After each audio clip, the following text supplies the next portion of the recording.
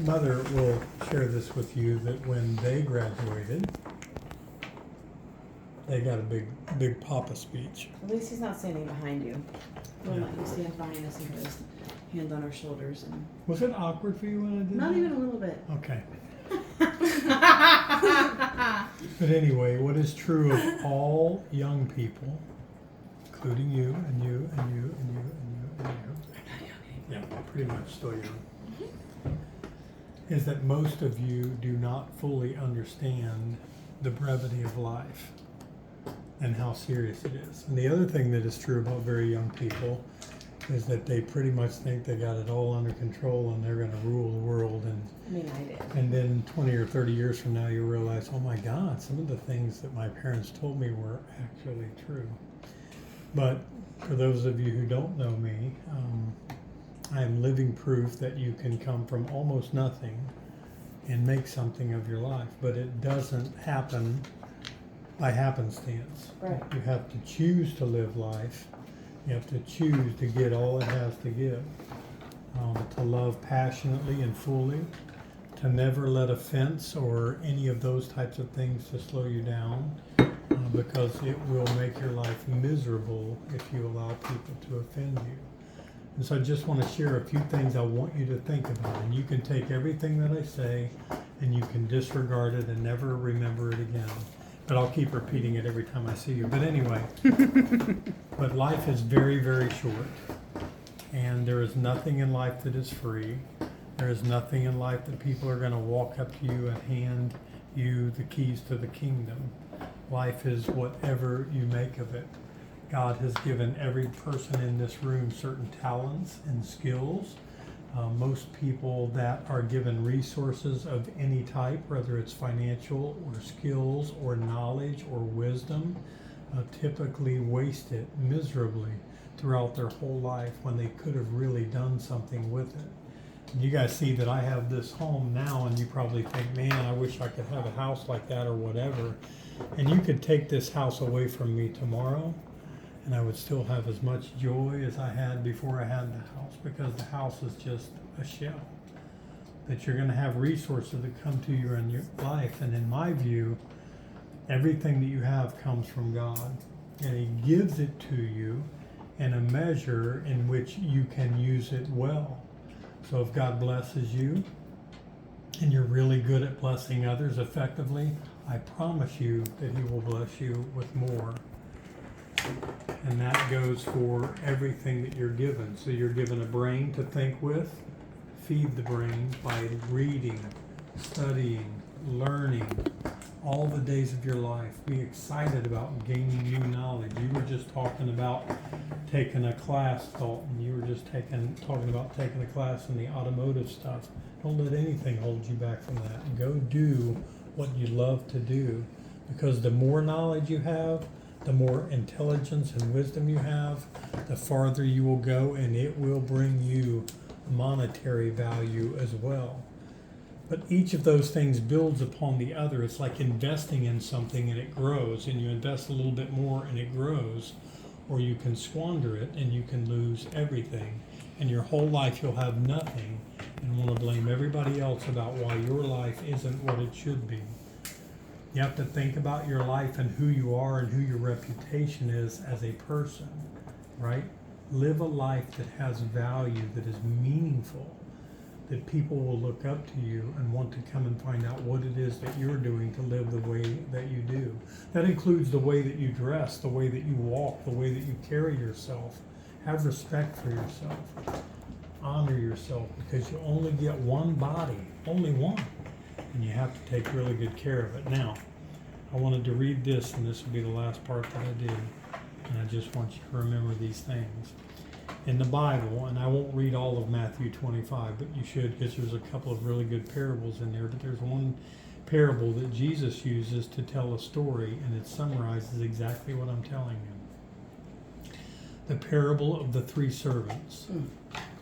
Again, the kingdom of heaven can be illustrated by the story of a man going on a long trip. He called together his servants and entrusted his money to them while he was gone. He gave 5 bags of silver to one. Write this down because you're going to have a test. 2 bags of silver to the other, 1 bag of silver to the last, dividing it in proportion to their abilities. I want you to listen to that. He divided what he gave them by their abilities. So how do you gain ability? You study, you learn, you grow, right? Try new things. The servant who received the 5 bags of silver began to invest the money and earned 5 more. So now he has 10, so he doubled the money. The servant with 2 bags of silver also went to work and earned 2 more. So he took what God gave him, what the servant was given, and he doubled it.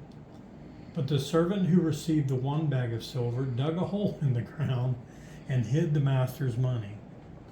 After a long time, their master returned from his trip and called them to give an account of how they had used his money. The servant to whom he had entrusted the 5 bags of silver came forward with 5 more and said, Master, you gave me 5 bags of silver to invest, and I have earned 5 more. The master was full of praise. Well done, my good and faithful servant. You have been faithful in handling this small amount, so now I will give you many more responsibilities. Let's celebrate. The servant who had received the 2 bags of silver came forward and said, Master, you gave me 2 bags of silver to invest, and I've earned 2 more. The master said, Well done, my good and faithful servant. You've been faithful in handling this small amount, so now I will give you many more responsibilities. Let's celebrate together. Then the servant who was dragging up the rear with the 1 bag of silver came and said, Master, I knew you were a harsh man, harvesting crops you didn't plant and gathering crops you didn't cultivate. I was afraid I would lose your money, and so I hid it in the earth, and here's your money back. But the master replied, You wicked and lazy servant. If you knew I harvested crops and I didn't plant and gathered crops I didn't cultivate, why didn't you deposit my money in the bank? At least I could have gotten some interest on it.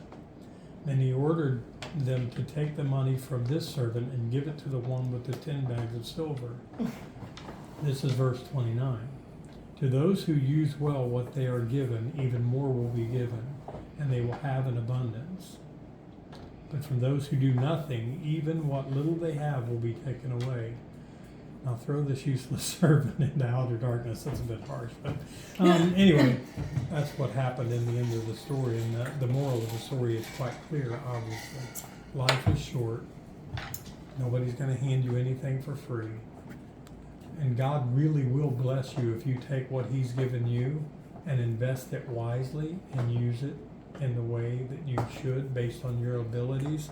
Then He'll multiply. And I think of it like a storehouse, and I tell Latanya the story all the time, that you can't outgive God. And so when God gives me resources, if you bless others, He realizes you have the capacity to handle more, and so He increases what He's done for you.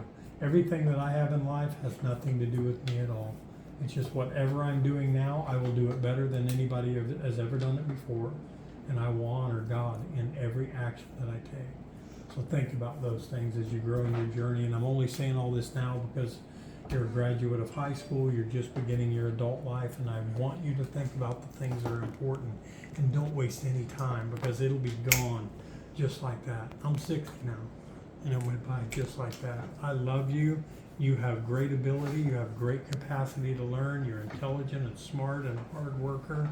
And you can have anything your heart desires if you just apply all of your energy into what God's blessed you with. So that's what I wanted to say.